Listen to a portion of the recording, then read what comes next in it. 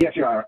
For what I do think 1104 may be read to have the if, or, and the court may have ultimate authority to approve any application the same as any other professional. But I think more fundamentally, we are concerned.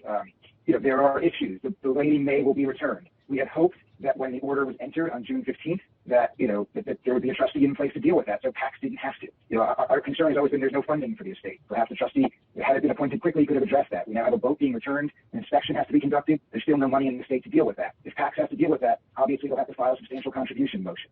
The court's order, which we respect and we reviewed, was without prejudice. But in the absence of a trustee being able to take command, one who we would be, let me take a step back. We reached out to the trustee immediately to have discussions, the proposed trustee. We were prepared to try to work cooperatively because we read what the court's opinion said, knowing that it was without prejudice. But the absence of a trustee causes prejudice. We think the estate is already being prejudiced. We think, as your court knows, that PACS is by far the overwhelming creditor of this estate, and so it's being prejudiced by this delay.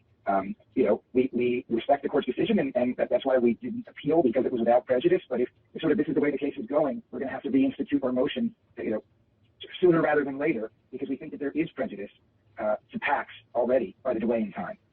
And we'll be sort of guided accordingly. If there's a fast appointment, again, we will try in good faith to work cooperatively. But without a trustee in place, there's a vacuum here. If PACS has to step up, there will be substantial contribution motions. PACS is already going to have to file one, I think, to deal with the return of the boat. And I just want that to be clear, that if there's no one else to pay for things, and PACS may have to address that and seek compensation from the estate on, a very quick basis. This is an unfortunate circumstance with delay.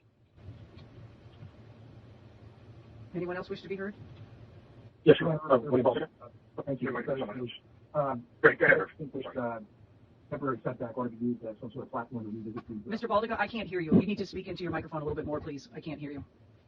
It's Mr. Goldman, Your Honor. Okay, Mr. Goldman. I thought Mr. Baldico was talking. Go ahead. Yeah, I'll try to adjust my volume here. Right? Go ahead. Let's see if we can hear you. Let's go ahead and speak. Yeah, what I was going to say was what I did try to say was that I don't think this temporary setback should be used as some sort of platform to revisit the dismissal motion.